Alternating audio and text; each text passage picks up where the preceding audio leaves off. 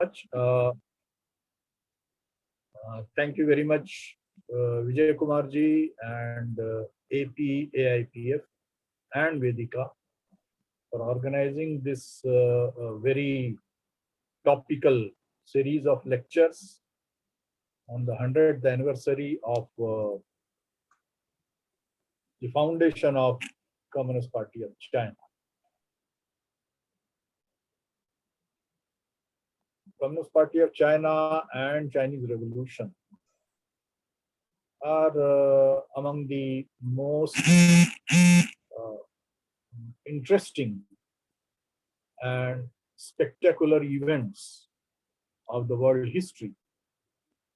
Chinese Revolution changed the balance of forces in Asia and all over the world. And it is next only to the Russian Revolution in importance.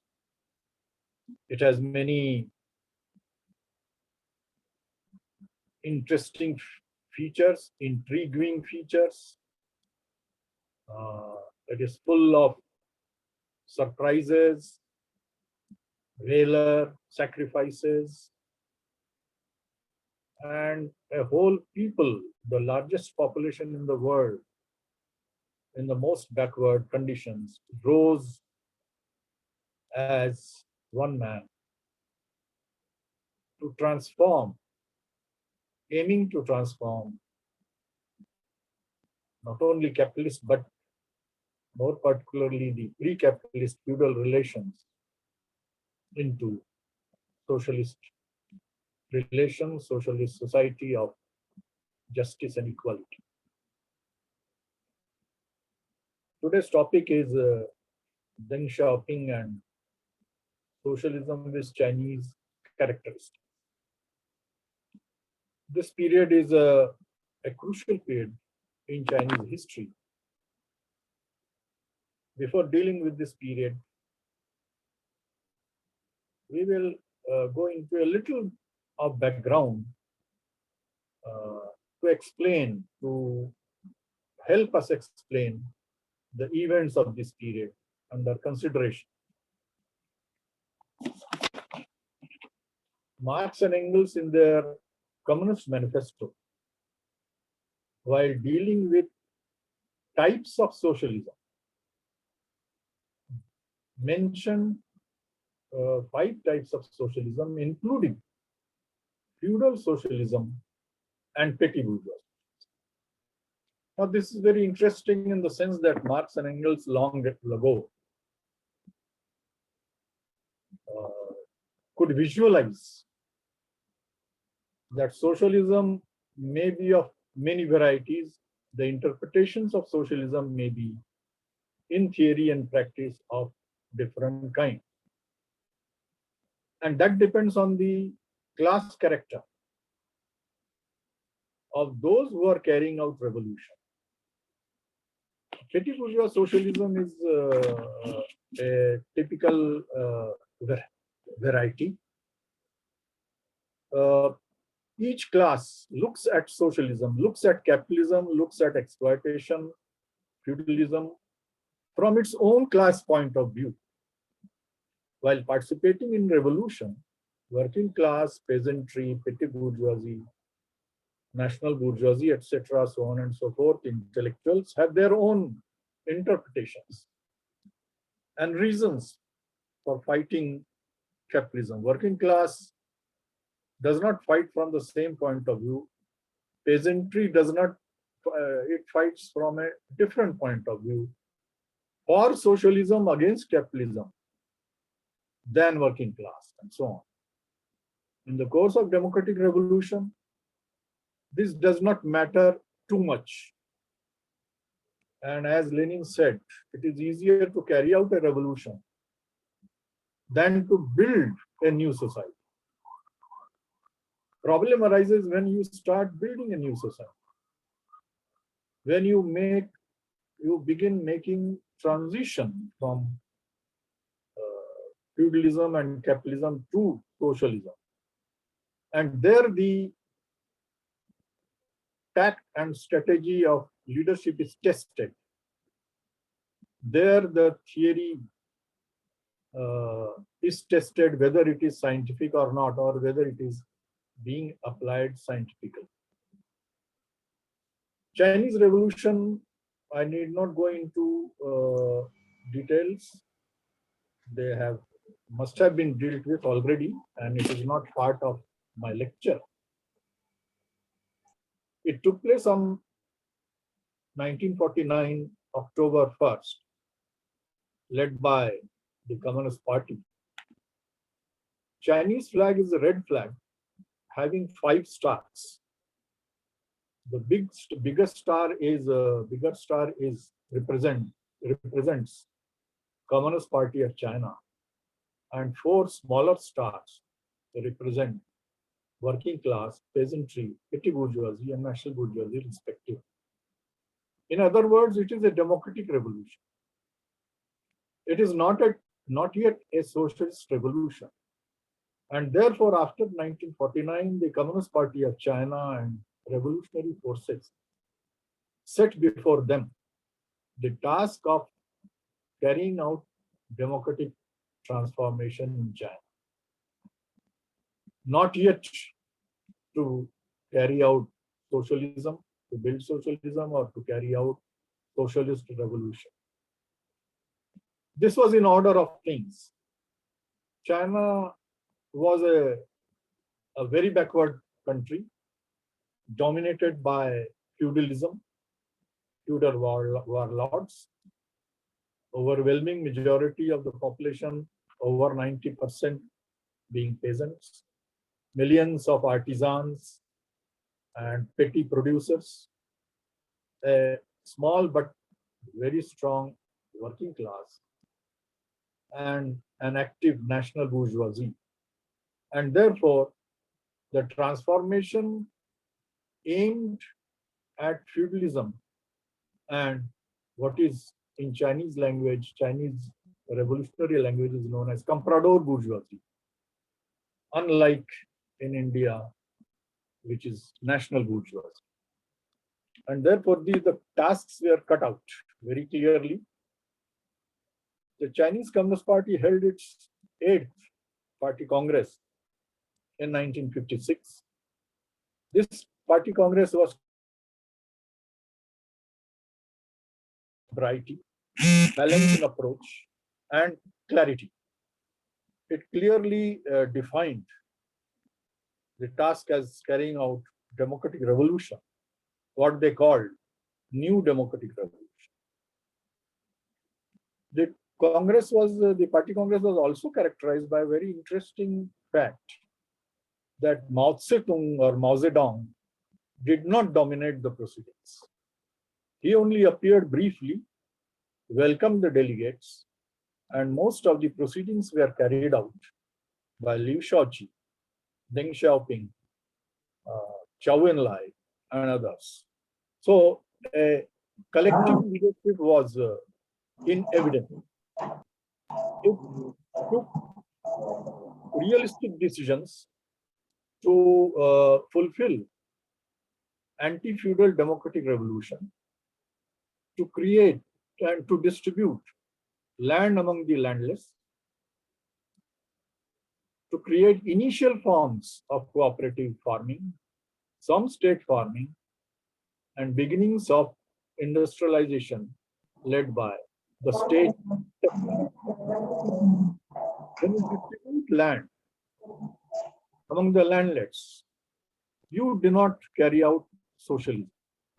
You distribute property. This is democratic revolution. It has its positive side.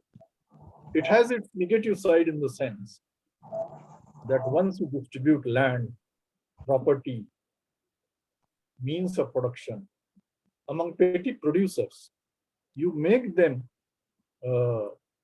property owners, even if the property is very small. So they tend to develop in 2 directions, towards capitalism, at the same time towards socialism.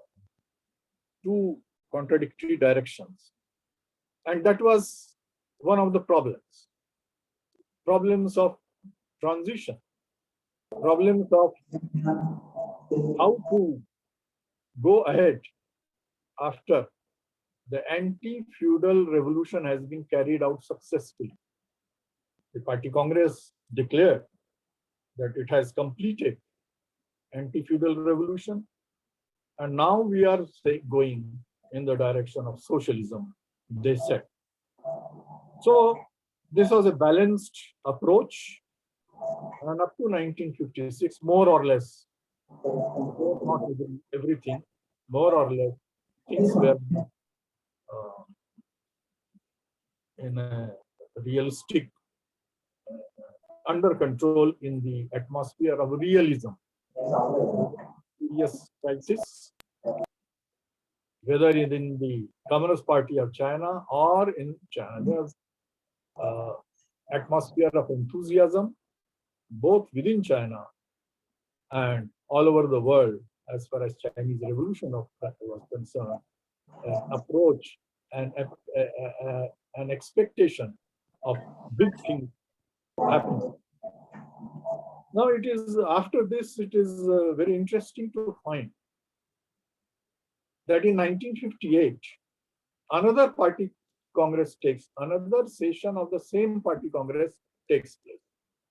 Now this is an unprecedented event in the history of international working class movement. Same 8th Congress was again held, and it was termed second plenum or second session of the 8th Congress of CPC. That was held in 1958. Certain changes took place within China. The balance of forces changed. Mao, who played a minor role at 1956 Congress, was the dominant force in 1958 Congress.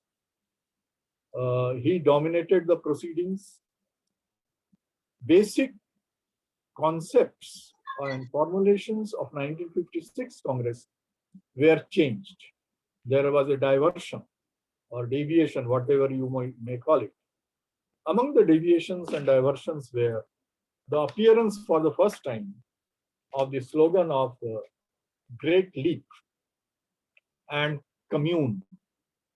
I'm not going into those details because there is no time, and other speakers perhaps have covered this point. Great Leap was an effort to reach socialism and communism in one jump, and to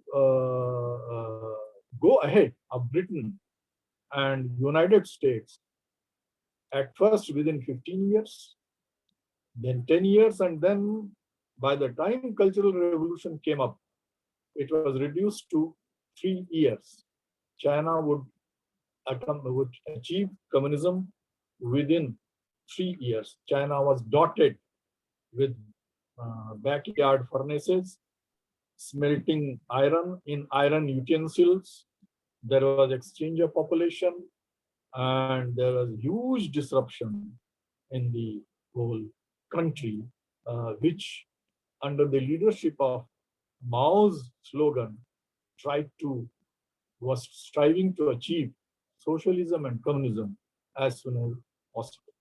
So friends, there is a qualitative change in 1958 which set the tone for future developments, which are generally known as Cultural Revolution. Now, many people have mistaken ideas about Cultural Revolution. They are misled by its name, Cultural Revolution. But let me tell you, Cultural Revolution was directed against the party.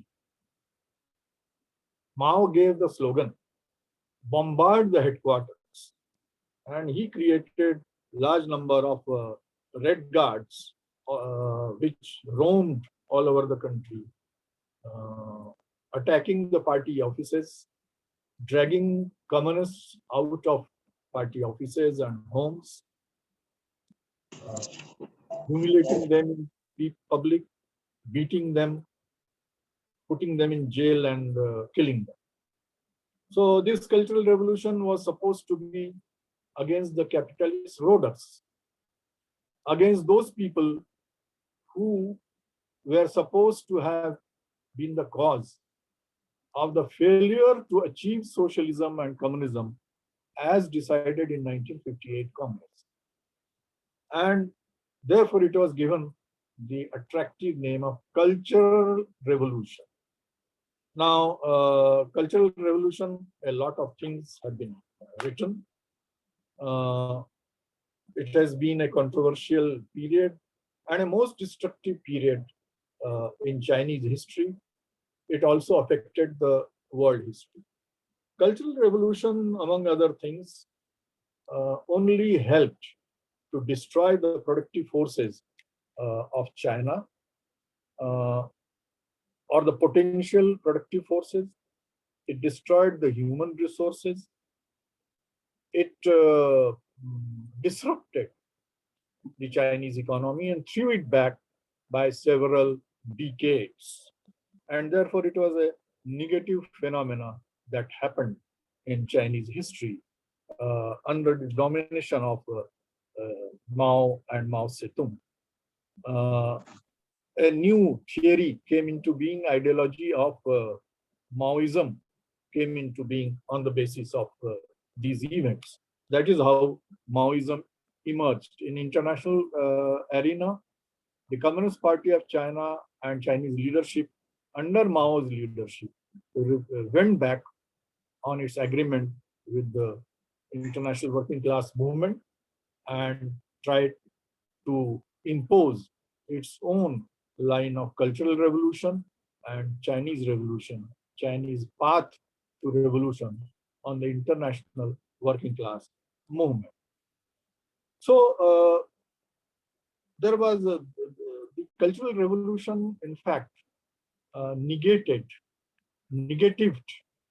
all the positive achievements of China between 1949 and 1956. And it overturned the development in China. The problem of socialism was thrown back by several decades. And a problem arose in China as to how to go forward. By 1976, things had cooled down. Many things had become clearer. Red Guards had been thrown back, and Mao's leadership also had lost much of its bite. Mao died in 1976, and after 2 years, on 18 December 1978, began the Deng Xiaoping period with the coming to power of Deng Xiaoping. Deng was never formally a general secretary or his chairman of the party, but he was accepted as the paramount leader of the party. And even in the foreign visits, he was received as such. He started what is known as Boluan Fanzeng. Boluan Fanzeng is the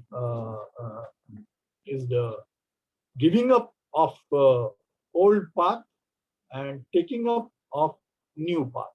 Boluan Fanzeng. Its objective was to resurrect the Chinese economy. Now, here a theoretical and practical problem arises. And the problem is that how to go forward when we talk about socialism. Whether to build, can you build socialism on backward productive forces? Obviously not. Socialism is supposed to be an advanced socio-economic system next to and higher than capitalism. And therefore, its productive forces must be more developed than under capitalism. Only on the advanced productive forces, on the basis of advanced productive forces, can you really build a real socialism. When the slogan of Great Leap and Commune was given, at that point of time, 90% of Chinese agriculture was still tilled by plows, and most of them were wooden plows. So on the basis of plowshare agriculture, and particularly wooden plows, you cannot build socialism. There can be no socialism based upon small property, small and backward means of production. And therefore, the question by 70s presented itself that unless you develop productive forces, you cannot go ahead. You cannot think of building socialism. And this question again and again pressed itself by 70s. That was reflected in the Deng leadership. Now, Deng leadership is both positive and negative. It is it contributed as well as it created problems. It took up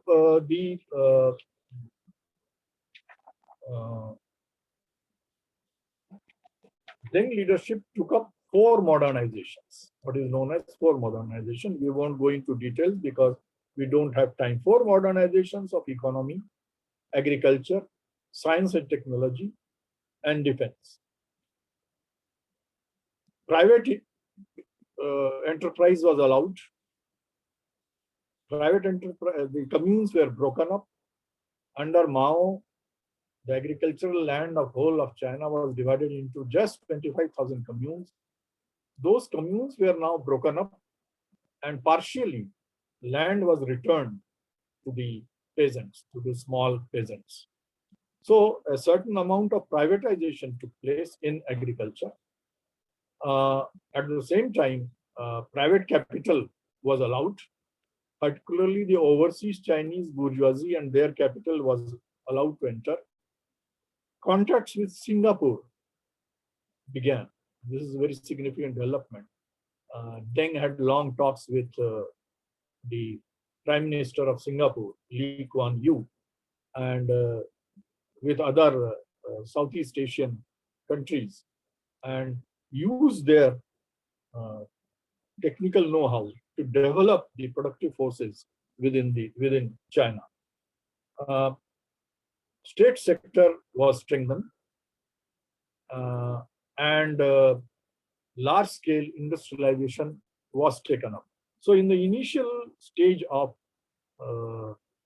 Deng period, the productive forces in China grew very rapidly, and poverty was reduced.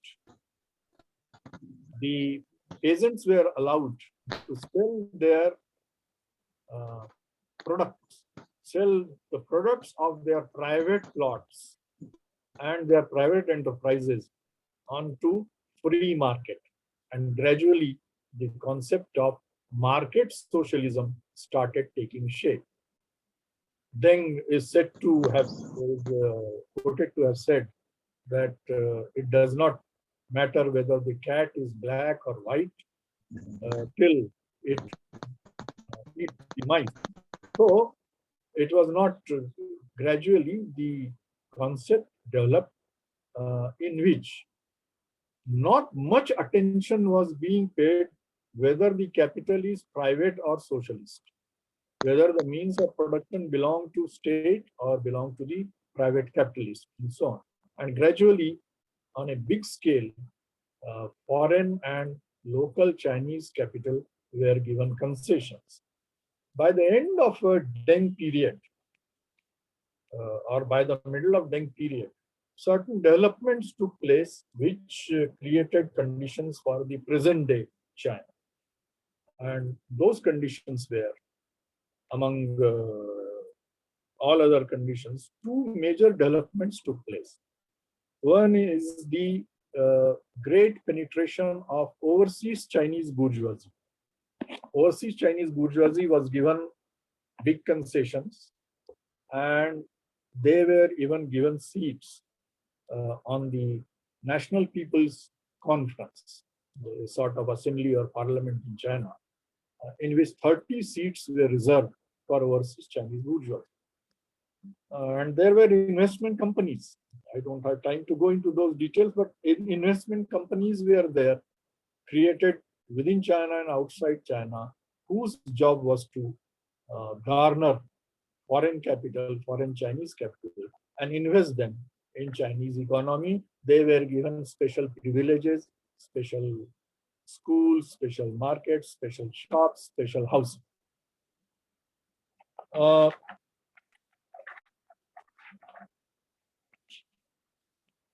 the aim of Deng Xiaoping's stated aim was to double the gross national product of 1980 and supply food and clothing to the people. Party claimed that by 1980s, these were attained. Another aim was to quadruple or increase by 4 times the gross national product that was supposed to have been achieved by 1995. Per capita income, per capita gross national product was to be achieved by the year 2050. Means to achieve them were socialist market, primary stage of socialism, export orientation, and SEZ, special economic zones, came into being during Deng's period, a very controversial step. And there were other things that we can't go into details, but a bit about the SEZs. SEZs began in 1978 and 78-84. Shantao, Shenzhen, Zhuhai, Xiamen. Shenzhen is a very famous thing. And later on, Pudong. Pudong is a huge special economic zone built on marshland and muddy land. Now it contains only the forest of giant high-rise towers. In 1984-85, the coastal areas were privatized. They were called open coastal cities. In 1992, inland cities, where 15 inland cities were given the right to free trade zones. What happened in these free trade zones and special economic zones?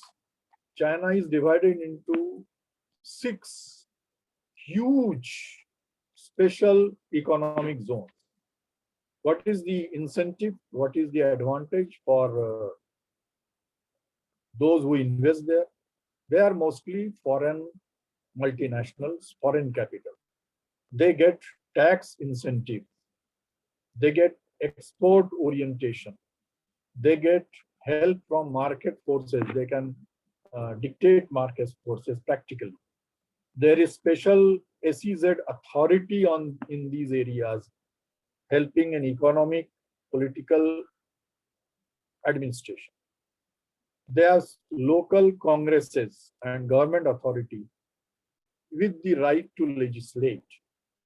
The Chinese Communist Party and the government officials claim that these people are under control. But unfortunately, SEZs have grown from a small force in 1970s and 80s to giant, powerful economic bases. If one looks at Pudong, for example, there were a few years ago, till 3 years ago, 500 multinational corporations in Pudong alone. Pudong is a massive suburb of Shanghai. Similarly, in Shenzhen and other places, in Xinjiang and other places, giant multinationals, foreign multinationals of all kinds are very widespread, doing various kinds of activities like manufacturing, production, services, transport, selling in open market, and exporting goods, services, and capital from these special economic zones. So, friends, by the beginning of 21st century, by the end of 20th century, and by the beginning of 21st century. A huge penetration of Chinese and foreign capital took place in China. At the same time, the living standards of people also improved. They got better housing, they got clothing, they got more money, they got education, food, and all that. It is very interesting to state the approach of how the approach of the Chinese party and Chinese people changed. They have a slogan: make more money, hand over more money in the hands of the people. We had the opportunity, some of us, to go to China a few years ago. At that time, there were 40 billionaires in China. The first billionaire in China appeared in 1999. So you can say in the 21st century. 40 was a big number at that time. We asked the question, how will you control these billionaires? They replied in all seriousness, we are using their wealth and profit in the interest of socialism. And as if there is any problem, we will put a tight control over them. That was the reply in, say, 2012, 2013, like that. Today, in 2019, the number of billionaires in China has risen to 288. Last year, the number was 388. And this year alone, the number of billionaires in China is 626 or something. There are a lot of different figures for that. Hurun World Report on the Rich gives this figure. There are other figures, also contradictory figures, but all the figures show that China is second only to the United States. Beijing is the center, is the city, largest city, is a city where largest number of billionaires are to be found, 100. Compared to last year, the number of billionaires in Beijing has increased by 33. Now, these billionaires are increasingly influencing the activities of the state, activities of banking, activities of investment, and a problem has arisen, a question has arisen, a theoretical problem as well as practical problem. Problem is that China is the second largest economy in the world. China is a powerful political nation, and Chinese production is huge. It has a strong technological base. These are the positives in certain senses. At the same time, the question remains unanswered whether China is following a socialist path, whether China is a socialist country. What kind of relations, when you develop productive forces, what kind of relations are you producing? The advanced productive forces are producing socialist relations or capitalist relations. Whom are they serving? Certain contradictions, serious contradictions, which keep on growing, cannot be ignored. The contradiction between the rich and the poor is growing in China. The contradiction or polarization between the poorest workers and the richest billionaires is also growing.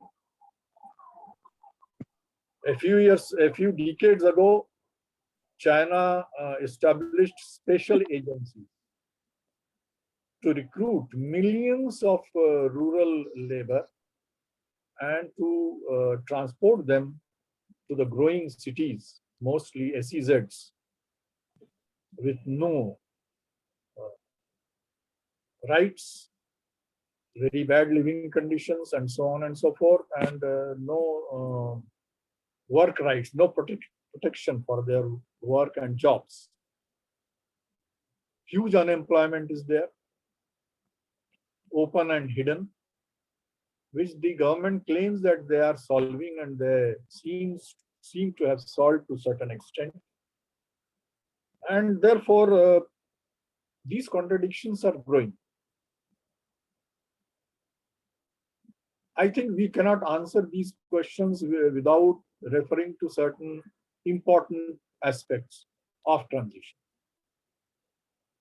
The transition from feudalism and capitalism to socialism and communism is a long historical stage, and there cannot be any shortcuts. Great scientists like Marx, Engels, Lenin, particularly Lenin, who had the practical experience, pointed it out. Quite often, China's policies are compared with the NEP, New Economic Policies, enunciated by Lenin. But there is a difference. China's new economic policy are producing billionaires, although at the same time, they are raising the living standards. But even while raising the living standard, huge privatization of education, health, services, and other things are going on. The state sector is now reduced to 1/3. So, in the period of transition from capitalism to socialism, the various class interests have to be taken and channelized. Socialism is and has to be a natural socio-economic formation, natural society. China was a very natural society till 1956. China was a very natural society, developing on its own, deciding its own ways, paths, and so on.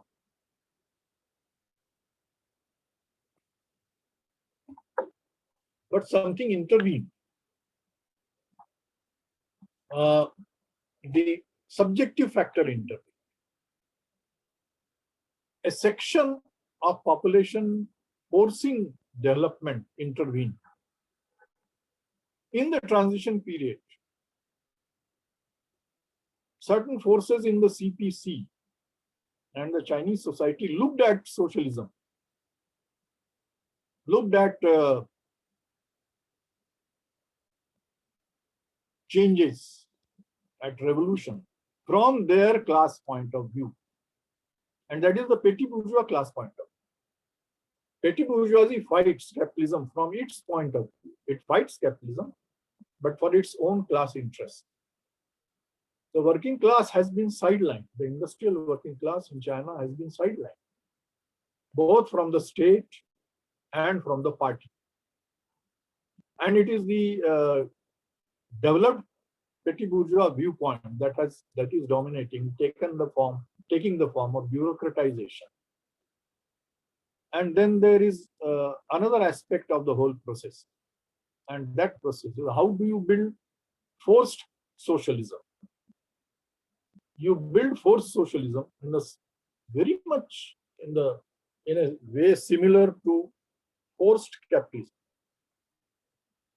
A process of primitive accumulation took place in 18th and 19th centuries in England. In modern periods, quite often through slavery and other periods, capitalism has used that method. Primitive accumulation is not a natural phenomenon. It is forced upon the people. They are forced out of the production. Other people are forced into the production. Capital, wealth, and resources are subjectively divided and located.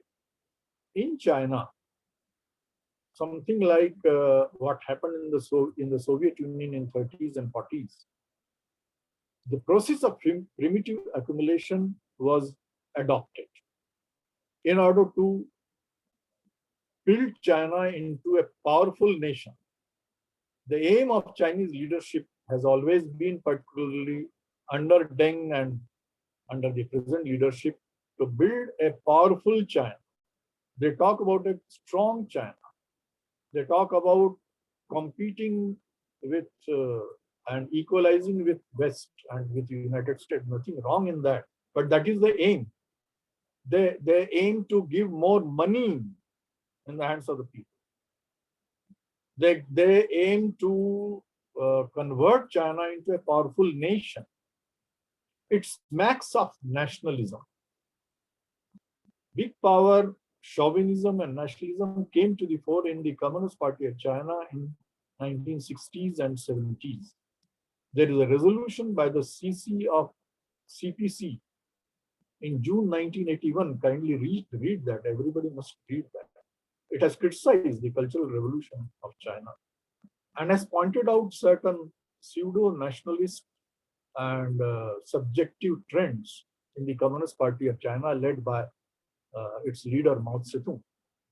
So the question arises whether Communist Party of China is a nationalist party, and is socialism being used just for slogan or just for cover? Even if it is raising its living standards, the question remains unanswered whether China is building socialism. It is cut off from the world revolutionary movement, international working class movement, and solidarity movements. And therefore, the question remains unanswered whether China is really building socialism, whether it is a great power nationalist country led by a nationalist Communist Party, which emphasizing nation more than the class. Nation is emphasized more compared with socialism. We know, everybody knows that nation was considered as a unit of development by Marx, Engels, Lenin. They did not oppose nation as such. After all, Russian Revolution was carried out in a nation, in a country. But that is not the aim. Aim is socialism. Aim is establishment of a society of equality, a society free from exploitation. But the result is China has become a powerful nation, and neighboring countries and other developing countries feel threatened today.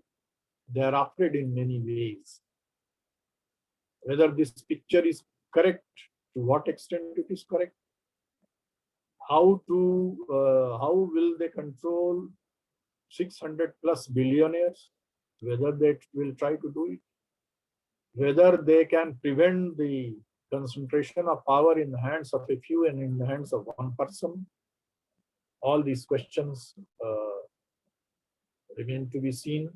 China of 21st century is not China of 20th century. And China of future will be determined by their present developments. We have to wait and watch the Deng period with Chinese characteristics created conditions for the present day negative as well as positive developments. In China, we have to be very careful, we have to be very watchful, and we have to study the factual data, facts, figures in order to draw certain conclusions. We have to be very careful in our scientific conclusions. With these words, I finish my presentation. Thank you for very patient listening. Thank you very much.